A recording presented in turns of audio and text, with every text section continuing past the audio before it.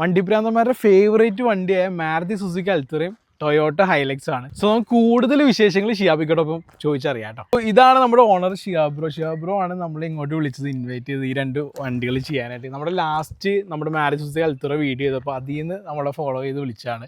So എന്തായാലും ഞാൻ actually ഒരു അൾട്ടറ വ്ളോഗ് ചെയ്യാനുള്ള രീതിയിലാണ് വന്നത്, പക്ഷേ ഈ സാധനം ഒരു സർപ്രൈസ് ആയിപ്പോയി. ഇത് കൂടാതെ വേറെ സംഭവമുണ്ട്, നമുക്ക് അറിയാൻ കഴിഞ്ഞത് പെട്രോളും ഡിഫൻഡറും എല്ലാം ഗ്യാരേജിൽ കിടക്കുന്നുണ്ട്, വണ്ടി പണിതുകൊണ്ടിരിക്കുകയാണ് അല്ലേ? വെരി സൂൺ നമുക്ക് അടുത്ത വ്ളോഗ്സിൽ എന്തായാലും ആ രണ്ട് വണ്ടി ഡെഫിനറ്റ്ലി കൊണ്ടുവരില്ലേ? ഓക്കെ. എന്താണ് സത്യം പറഞ്ഞാൽ ഈ മാരുതി സുസുക്കി അൾട്ടറയോട് ഇത്ര ഇഷ്ടം? കാരണം ഒരു വണ്ടിയിൽ രണ്ട് വണ്ടിയില്ല നമ്മുടെ. അതായത് ഞാൻ ഉദ്ദേശിച്ചത് ഈ ഒരു 1.6 ഇഞ്ചിൽ ഒരു സ്റ്റേഷൻ വാഗൺ ഒരു കൺസെപ്റ്റിൽ വന്ന വണ്ടിയാണല്ലോ. പിന്നെ ഇത് റയറാണ്, ആൾക്കാർക്ക് കിട്ടാനുമില്ല. ഈ കളർ തന്നെയാണല്ലോ, ഈ കളറിന്റെ മാറ്റി കളർ ചേഞ്ച് ചെയ്തതാണല്ലേ? ഓൾമോസ്റ്റ് എത്ര സ്പെൻഡ് ചെയ്ത് നമ്മൾ ഓൾട്രേഷന് വേണ്ടി? ഇതിപ്പോ ജസ്റ്റ് ഒരു 1.5 lakh മാത്രം.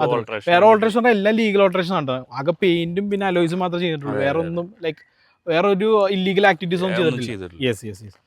സെക്കൻഡ് വണ്ടി ഏതാണ് ഈ മാരുതിയുടെ? അത് നമ്മൾ പുറമേ കൊണ്ടുവന്നാണ്, ഇവിടെ കിട്ടാനില്ല, അതുകൊണ്ട് നമ്മൾ പുറമേ. ശരിക്കും KL7 രജിസ്റ്റേർഡ് വളരെ കുറച്ച് അൾട്രാസ് ഉള്ളൂ. ഞങ്ങൾ കൗണ്ട് ചെയ്ത് എടുത്ത് നോക്കിയപ്പോൾ ലെസ് ദാൻ 10 വെഹിക്കിൾസ് ഉള്ളൂ. അതിൽ തന്നെ ഇപ്പോൾ ആക്റ്റീവ് ആയിട്ടുള്ള 5-6 കാറുകൾ മാത്രമേ ഉള്ളൂ.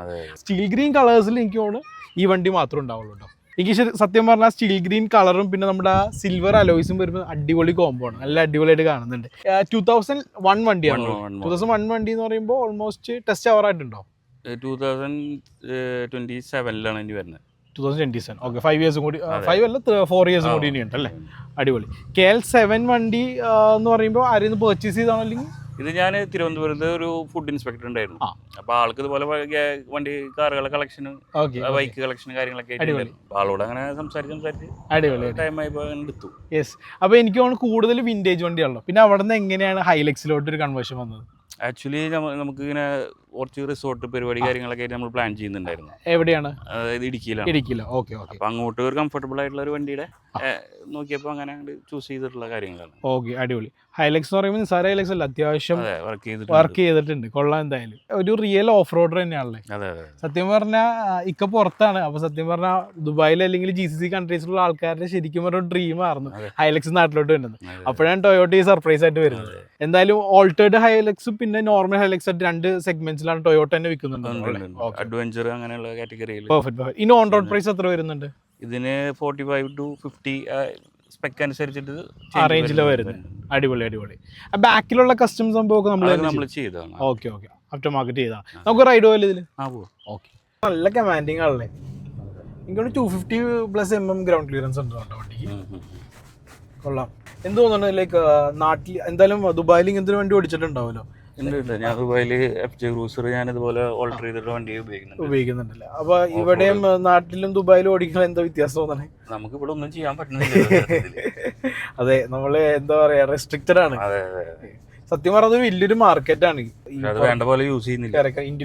ഇന്തോനേഷ്യൻ പോലുള്ള കൺട്രീസിൽ ഏറ്റവും കൂടുതൽ ടാക്സ് വരുന്നത് ശരിക്കും ഓൾട്രേഷൻ വെഹിക്കിൾസിൽ നിന്നാണ്. അവർ ഓൾട്രേഷൻ വെഹിക്കിൾസിന്റെ എക്യുപ്മെന്റ്സ് സെല് ചെയ്തിട്ട് അങ്ങനത്തെ സാധ്യത ശരിക്കും നമ്മൾ ഉപയോഗിക്കേണ്ട തന്നെയാണ്. കേരള ഗവൺമെന്റ് ആണെങ്കിലും ഇവിടെ മേടിക്കാൻ സാധനം കിട്ടും, മേടിച്ചു കഴിഞ്ഞാലാണ് പ്രശ്നം. അതെ, മേടിച്ച് യൂസ് ചെയ്യാൻ പറ്റില്ല. പക്ഷെ MBD വേറെ കുറെ നല്ല കാര്യങ്ങൾ ചെയ്യുന്നുണ്ട്. ഇപ്പൊ ഇന്റർനാഷണൽ ലൈസൻസിന്റെ കാര്യം വന്നിട്ടുണ്ട്, വളരെ സ്മൂത്ത് ആയിട്ട് ചെയ്ത് കൊടുക്കുന്നുണ്ട് കാര്യങ്ങളൊക്കെ. ശരിക്കും ഹൈലക്സ് ഒരു ഡ്രീം കാർ തന്നെയാണോ അല്ലെങ്കിൽ വേറെ എന്തെങ്കിലും കാർസ് വരുന്നുണ്ടോ ഫ്യൂച്ചറിൽ? ഫ്യൂച്ചറിലുണ്ട്. നമ്മളൊരു 3 months കഴിഞ്ഞിട്ട് ഒരു കാർ നമ്മൾ പ്ലാൻ ചെയ്തു. കൂടുതൽ ഈ ഓഫ് റോഡിങ് വെഹിക്കിൾസിലോട്ടാണോ അതിൽ സ്പോർട്സ് കാർസിലോട്ടാണോ താല്പര്യം? ആക്ച്വലി എന്റെ ബ്രദർ കൂടി ഉണ്ട്, ആള് ഇതിന്റെ മെയിൻ പ്രാന്തനാണ്. ഈ 4x4 ഓഫ് റോഡിംഗ് ഒക്കെ പോകാറുണ്ടോ? ഉണ്ട്. ഞങ്ങളുടെ പേഴ്സണൽ സ്പോട്ടുകൾ, നമ്മുടെ ഇവന്റുകൾ കാര്യങ്ങൾ അങ്ങനെ ഒന്നുമില്ല. നമുക്ക് പാഷനേറ്റ് ആയിട്ട് നമുക്ക് നമ്മുടെ സ്ഥലങ്ങളും കാര്യങ്ങളൊക്കെ. ശരിക്കും ഏതായിരുന്നു ഫസ്റ്റ് കാർ യൂസ് ചെയ്തത്? ഫസ്റ്റ് കാർ യൂസ് ചെയ്ത് ഞാൻ ഡ്രൈവിംഗ് പഠിച്ചിരുന്നത് ജിപ്സിയിലായിരുന്നു. അത് കേരളത്തിൽ വളരെ കുറച്ച് ആൾക്കാരായിരുന്നു. എന്റെ ബ്രദറാണ് എനിക്ക് ഫസ്റ്റ് ടൈം ജിപ്സി ഓടിക്കാൻ തരുന്നത്. അടിപൊളി. ഏത് വർഷം? അത് 2006 സ്വന്തമായിട്ട് എടുത്ത ഫസ്റ്റ് കാർ ഏതാണ്? സ്വന്തമായിട്ട് എടുക്കാന്ന് പറഞ്ഞാൽ ഞങ്ങൾ ഫാമിലി പരമായിട്ട് ഓൾറെഡി ഞാൻ ഇരിക്കുമ്പോഴാണ് വീട്ടിൽ വണ്ടികളുണ്ട്. അങ്ങനെ വണ്ടിയോടുള്ള ക്രേസുള്ള ഫാമിലിയാണ്. പിന്നെ സ്വന്തമായിട്ട് എടുക്കാന്ന് പറഞ്ഞു കഴിഞ്ഞാല് ഇപ്പൊ ഞാനും ബ്രദറും കൂടിയിട്ടാണ് എടുത്തു തുടങ്ങുന്നത്. ബ്രദർ നാട്ടിൽ തന്നെയാണല്ലേ? അല്ല, ആളും എന്റെ കൂടെ അവിടെ ഉണ്ട് ദുബായിലാണ്. ഇവിടുത്തെ കുറച്ച് കാര്യങ്ങളൊക്കെ നോക്കിയിട്ട് അടിപൊളി. എന്തായാലും ശരിക്കും ഒരു ഓഫ് റോഡിങ് എന്തൂസിയാസ്റ്റിന്റെ ഒരു വളരെ ഫേവറേറ്റ് കാർ തന്നെയാണ് ഹൈലക്സ്. എന്നാലും ടൊയോട്ട ഇത് ഇന്ത്യയിൽ ഇറക്കിയത് വളരെ നല്ലൊരു കാര്യമായി അല്ലേ. ശരിക്കും പറഞ്ഞാൽ ഓഫ് റോഡിങ് ഇവിടെ ശരിക്കും സിറ്റീസിലൊക്കെ വളരെ കുറവാണ്. ബട്ട് ഔട്ട്സ്കേർട്സിലോട്ട് മൂന്നാറിലോട്ടൊക്കെ പോവാണെങ്കിൽ നല്ല ഇഷ്ടം പോലെ ഏരിയാസ് ഉണ്ട് ഓഫ് റോഡ് ചെയ്യാൻ. നമുക്ക് ഒരു 4x4 വണ്ടി ഭയങ്കര കോൺഫിഡൻസ് ലെവൽ നമുക്ക് തീർച്ചയായിട്ടും. ഈ അടുത്ത് ഞങ്ങൾ ജിപ്സി റിവ്യൂ ചെയ്യണ്ടേ, അപ്പൊ ജിപ്സിയും അത്യാവശ്യം നല്ല പെർഫോമർ തന്നെയാണ്. ആ ഒരു പ്രൈസിൽ ശരിക്കും നല്ല പെർഫോമർ തന്നെയാണ് ജിപ്സി. സോറി ജിമിനി ഓൾമോസ്റ്റ് അതിന്റെ അകത്തെ കൺസോൾസ് എല്ലാം ജിമിനിയുടെ ഒരു മോഡൽ തന്നെ ചെയ്തേക്കുന്നത്. സത്യം പറഞ്ഞാൽ എഴുതി വെച്ചോട്ടോ, ഒരു 10 വർഷം ശേഷം നമ്മൾ ഈ അൽത്തുറയും വീട്ടൊക്കെ ഓടി നടക്കുന്നില്ലേ, തപ്പി നടക്കുന്ന ജിപ്സി തപ്പി നടക്കേണ്ടത്. ബിക്കോസ് കുറച്ചാളിനെ അവർ മാനുഫാക്ചറിങ് നിർത്തിക്കളയും. ഇപ്പൊ എഗെയിൻസ്റ്റ് പ്രൊഡക്ഷൻ ആണ് പോകുന്നത്, റിക്വയർമെന്റിലാണ് പോകുന്നത്. 10 years കഴിഞ്ഞാൽ അതും ഒരു റെയർ വെഹിക്കിൾ ആയിട്ട് മാറും. നമ്മളിപ്പോ തപ്പി നടക്കുന്ന പോലെ തന്നെ. ദുബായിൽ നമ്മളവിടെ 2 ഡോർ വണ്ടികളുണ്ട് ഇഷ്ടം പോലെ. കൂടുതൽ അറബീസ് ഒക്കെ അത് യൂസ് ചെയ്യുന്നുണ്ട്. അവര് ഇത് എടുത്തിട്ട് ബ്രാബസ് പോലെ പണി. ബ്രാബസിന്റെ ഫ്രണ്ട് ഗ്രില്ല് കാര്യങ്ങള് വണ്ടി കണ്ടു കഴിഞ്ഞാൽ ഷോർട്ട് ബ്രാബസ് ആയിട്ട് ഫീൽ ചെയ്യാം. അങ്ങനെ ഭയങ്കര സെക്കൻഡ് കാർ ഒക്കെ ആയിട്ട് ഒരുപാട് ആൾക്കാരോട്. സോ എനിക്ക് തോന്നുന്നു ഇനി EV വരുന്നതിന് മുമ്പ് ലാസ്റ്റ് ആയിട്ടുള്ള ഡീസൽ ഇൻവെസ്റ്റ്മെന്റ് ആയിട്ടാണ് ഹൈലക്സ് കാണുന്നത്. ഐലക്സിന്റേതായിട്ടുള്ള പർപ്പസ് ഉണ്ടല്ലോ. അതെ അതെ, ശരിക്കും ഒരു ഇലക്ട്രിക് കാറിന് മീറ്റ് ചെയ്യാൻ പറ്റില്ല.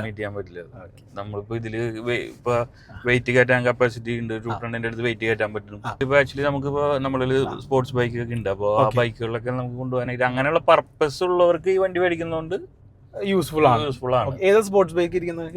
BMW അഡ്വഞ്ചർ ബൈക്കാണ്. സ്പോർട്സ് രണ്ട് വേരിയൻസിൽ വരുന്നുണ്ട്. 390 400 cc വരുന്നുണ്ട്. അല്ല, എൻ്റെ ഉള്ളത് 1250. Real adventure.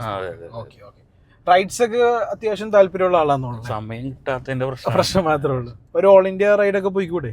സമയം ഇതാണ്, നമ്മള് ഉദ്ദേശിക്കുന്ന പോലെ നമുക്ക് സമയങ്ങൾ കിട്ടുന്നില്ല. ഇപ്പൊ ആക്ച്വലി ഇത്ര വണ്ടികൾ ഉണ്ടായിട്ട് പോലും നമുക്ക് ഇതിനൊന്നും കൊണ്ടു നടക്കാനുള്ള ഒരു സമയമില്ല. മനസ്സിലായി. അപ്പൊ ഇവിടെ പുറത്തുള്ള സമയത്ത് കൂടുതൽ വണ്ടികൾ ആരാണ് ഹാൻഡിൽ ചെയ്യുന്നത് വീടുകൾ? ആക്ച്വലി ഇപ്പൊ വണ്ടികളുടെ കാര്യങ്ങൾ നോക്കാനായിട്ട് നമ്മൾ ഒരു സ്റ്റാഫിനെ വെച്ചിട്ടുണ്ട്. അപ്പോ ഇതന്നെ നമ്മൾ ഇപ്പോഴത്തെ ട്രെൻഡ് നമ്മൾ ചെയ്യുന്നത് ഓരോ വണ്ടികൾ എടുക്കുന്നത് നമ്മുടേതായിട്ടുള്ള രീതിയിൽ പണിത് അങ്ങനെയുള്ള. ഇപ്പൊ ഓരോ വണ്ടികൾ ഇപ്പൊ കട്ടപ്പന അവിടെ ഇവിടെ ഒക്കെ ആയിട്ട് ഇങ്ങനെ അതിന്റെ സ്പെഷ്യലൈസ് ആയിട്ട് ചെയ്യണ ഓരോരുത്തേക്ക് ഇട്ട് ചില ആശാന്മാരുടെ അടുത്ത് പണിതാലാണത് ശരിയാവുള്ളൂ. അതെ, സ്പെയർസ് എങ്ങനെ ഭയങ്കര ബുദ്ധിമുട്ടാണ് കിട്ടാനായിട്ട്? ഓൾമോസ്റ്റ് കിട്ടുന്നുണ്ട്. ഇമ്പോർട്ട് ചെയ്യേണ്ട അവസ്ഥ എന്തെങ്കിലും വന്നിട്ടുണ്ട്? ഇമ്പോർട്ട് ചെയ്യേണ്ട ഡിഫൻഡറിന് ഇപ്പോൾ ഡിഫൻഡറിനും നിസാൻ പെട്രോളിനൊക്കെ ഒരുപാട് പാർട്സുകൾ നമ്മൾ ഇമ്പോർട്ട് ചെയ്യുന്നുണ്ട് അല്ലേ?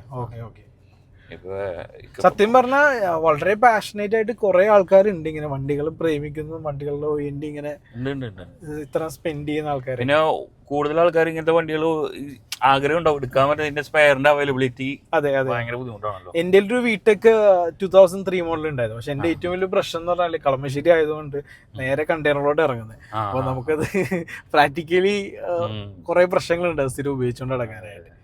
പിന്നെ അത് സെൽ ഓഫ് ചെയ്യേണ്ട ഇത് വന്നു. ഇപ്പൊ പിന്നെ ഒരു എവിടെന്നോ പിന്നെ ഒരു ആഗ്രഹം വന്നിട്ടുണ്ട്, ഒരു ആ ഒരു സെഗ്മെന്റിലോട്ട് ഒന്നും കൂടി ഒന്ന് പോകണം. ഒരുപാട് ആൾക്കാർ വിന്റേജ് കാർസിലോട്ട് ഒന്നുകൂടി പോകണം. എന്നാലും വളരെ അടിപൊളി എക്സ്പീരിയൻസ് ആണോ ഹൈലക്സ്? കാരണം നമ്മളൊന്നും അറിയുന്നില്ല, നല്ല കമാൻഡിങ് ആണ്, നല്ല ഇത്രയും ഗ്രൗണ്ട് ക്ലിയറൻസ് ഉള്ളത് തന്നെ നല്ലൊരു സിറ്റിയിലാണെങ്കിലും ഓഫ് റോഡ് ആണെങ്കിലും നല്ലൊരു കമാൻഡിങ് കിട്ടും. പിന്നെ എവിടെ പോയാലും വണ്ടിയായ ഒരു റെസ്പോൺസ് ഉണ്ട്. അതെ, ഒരു അപ്പിയറൻസിന്റെ റെസ്പോൺസ് ഉണ്ട്. ഞങ്ങൾ ഈ അടുത്ത് എറണാകുളത്ത് പോകുമ്പോൾ തന്നെ ഇതുപോലെ തന്നെ ഒരു റെഡ് കളറായിരുന്നു ഹൈലക്സ്. എല്ലാവരും ഒരു നല്ലൊരു ഷോ വണ്ടി പോലെ തന്നെ എല്ലാവരും നോക്കുന്നുണ്ട് വണ്ടിയുടെ. പക്ഷെ ഇതിന്റെ അതുപോലെ തന്നെ ബുദ്ധിമുട്ടുകളും ഉണ്ട് കേട്ടോ. നമുക്ക് ഒരു പാർക്കിങ്ങിന് സ്പേസ് എടുക്കാല് ഭയങ്കര ബുദ്ധിമുട്ടാണ്. വണ്ടി പ്രൊജക്ട് ചെയ്ത് പുറത്തേക്ക് നിൽക്കും. അതെ. അപ്പൊ നമ്മൾ അങ്ങനത്തെ ഒക്കെ ഡിസ്കംഫർട്ടബിളും ഉണ്ട്. നമ്മള് ചെയ്യുന്ന ഇതുപോലെ ഇരിക്കും. അതെ. പക്ഷെ നമ്മുടെ പർപ്പസ് വെച്ച് നോക്കുമ്പോൾ അതൊരു പ്രശ്നമായിട്ട് വരുന്നില്ല. നമ്മളെ എല്ലായിടത്തേക്കും ഇത് കൊണ്ടു നടക്കുന്നില്ലല്ലോ. അതെ.